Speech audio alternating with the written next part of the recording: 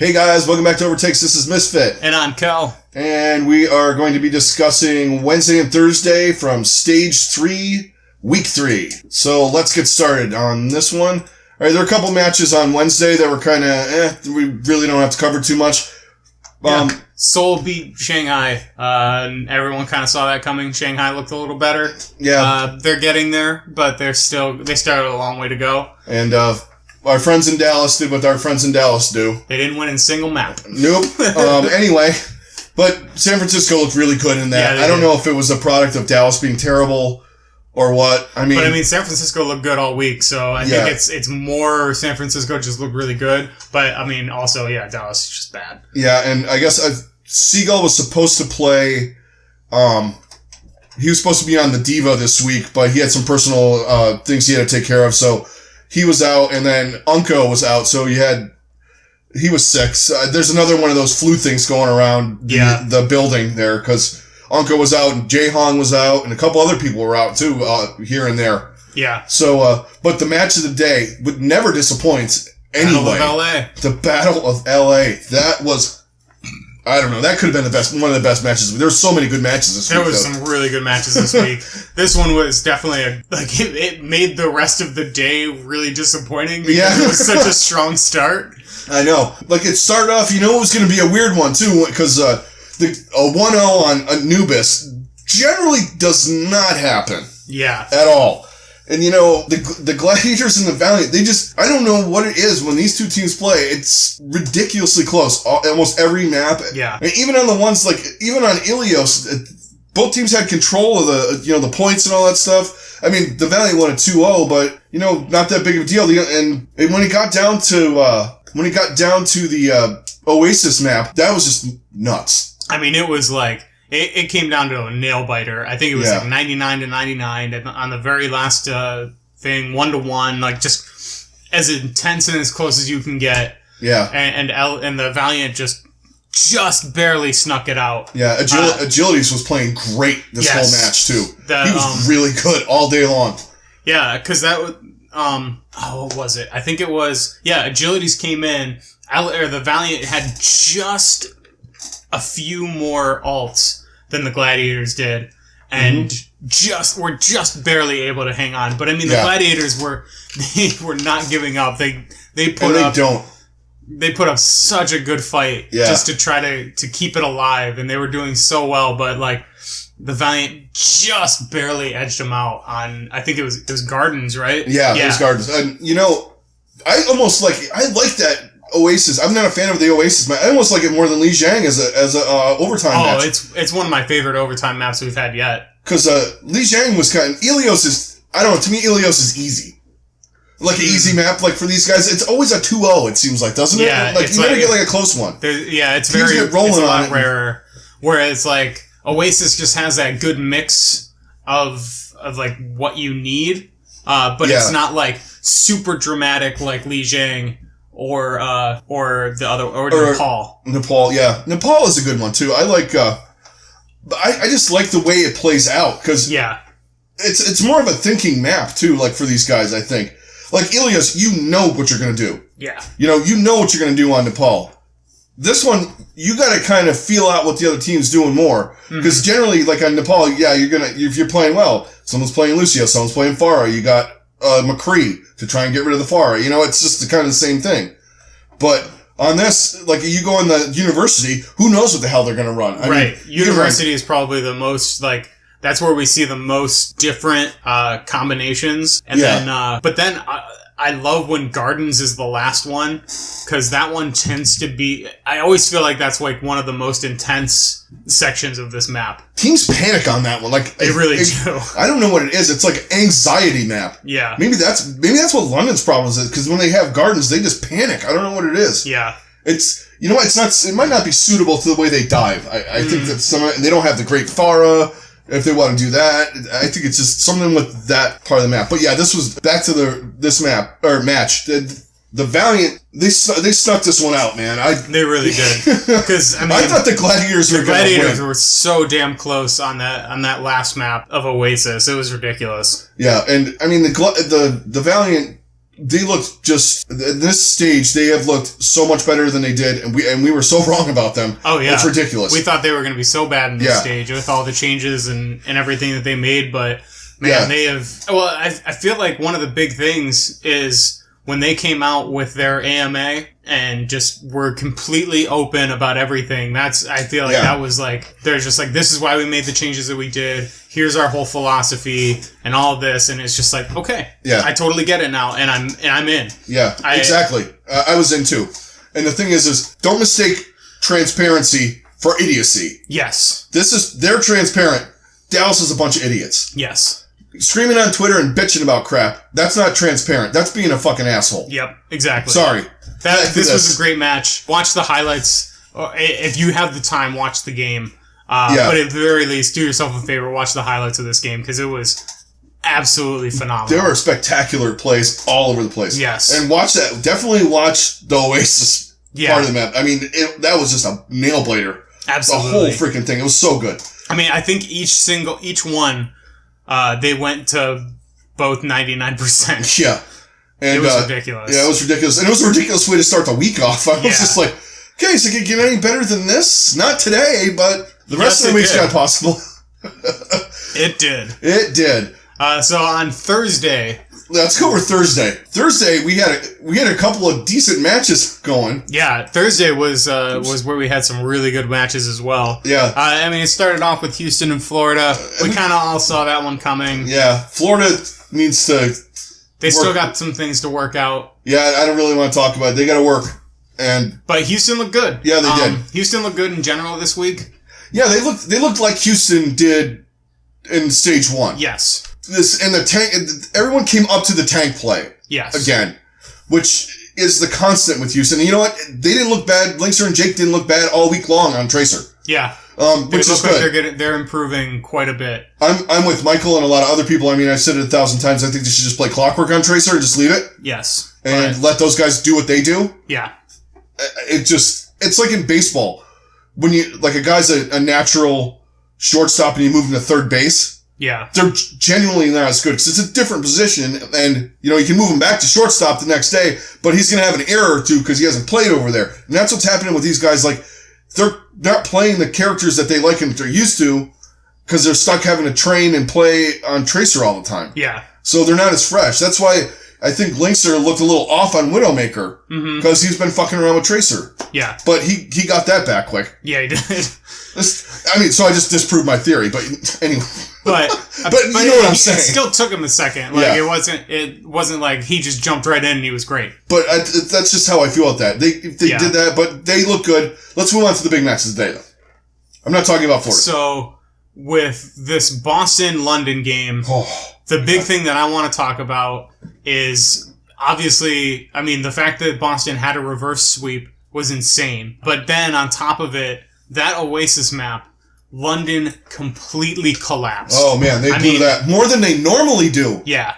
There was one point, it was tied at 99 on City Center. Oh yeah, the City Center. Friggin' Prophet. Last map, Prophet goes in, tries to hit the pulse bomb and just, not only does he whiff. He threw it he was about to throw it into potentially a triple, maybe a quadruple kill. Instead, whiffs it right into the freaking wall and just completely blows the game. Yeah, blew the game. From that second on, everything just fell apart for London. Yeah, because what happened after that was the whole rest of Boston came back in. Yeah, because he was the only one there. I think he was alive, and he had like one other teammate alive, and then right after he whiffed that, his teammate died. Then the rest of Boston comes in, swarms them. And London couldn't get back on the point. Yeah, I think did Gamsu had Primal, didn't he? Yes. Did he come in with Primal and he knocked? Gamsu came in with his Primal Rage, and he knocked whoever was playing Mercy like back in the next week away from the whole team, and then the rest of the guys just took care of it. Yeah, he couldn't. Yeah, he kept them off of the point. He was pushing. He pushed a few people off the point. He pushed Mercy into them so they could just wipe her out, and then that was it. They just took care of it. And it's one of those things, London on Oasis again. It was such a bizarre sequence because you're watching play. Yeah, watching Prophet do that, you're just like, you see him aim it, or you see him ready. He's ready to throw it, and then just all of a sudden he twitched just to the left. Yeah. And just throws it into the wall. And he knew it after the match, too. It was so bizarre.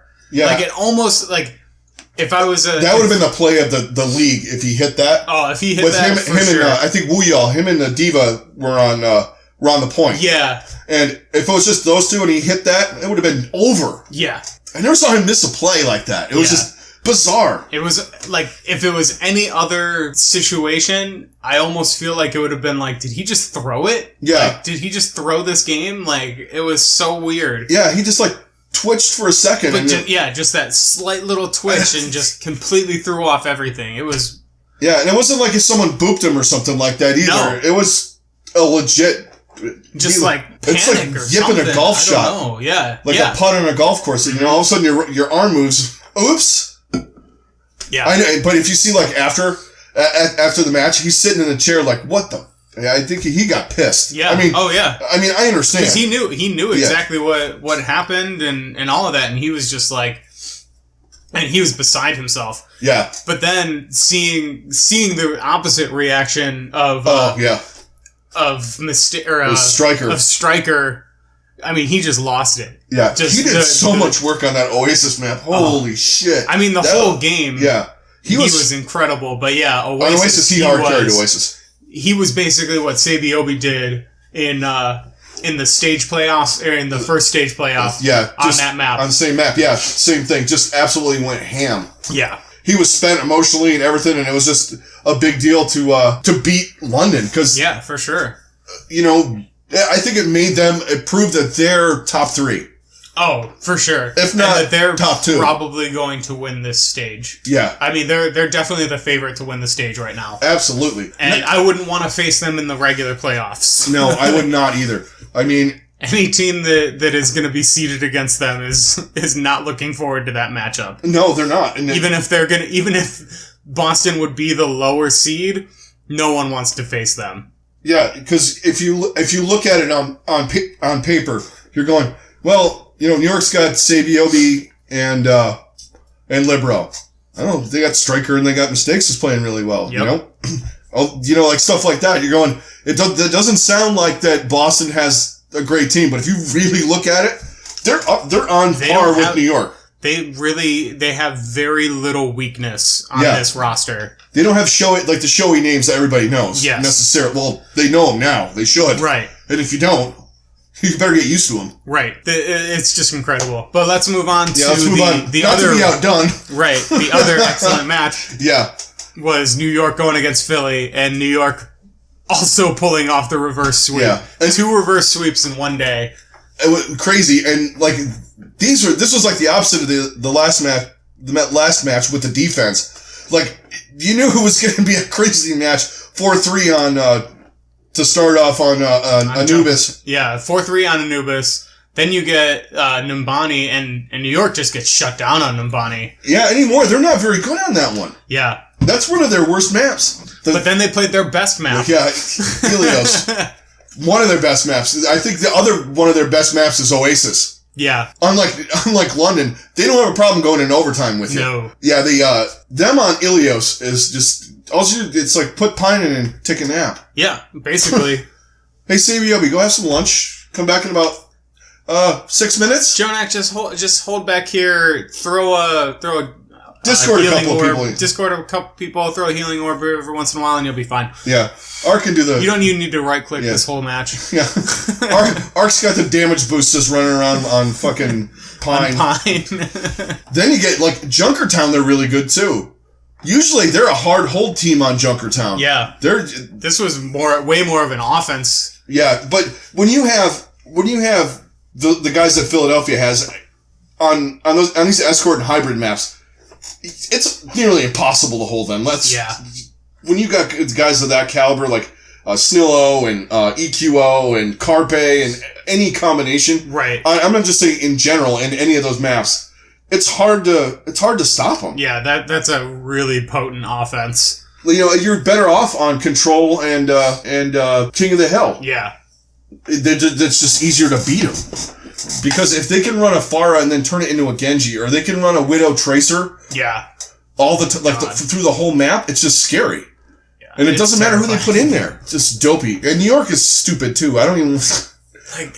How much more can we say about how good this freaking team is? Like, yeah, it's 6 superstars. Yeah. 6 of the best people at their characters that they play, or at the positions that they're at, or however you want to look at it. On their like all of these guys are top 5 in whatever they do. Yeah, Meko and Mono, Jonak, Arc, Sabiobi, Libero.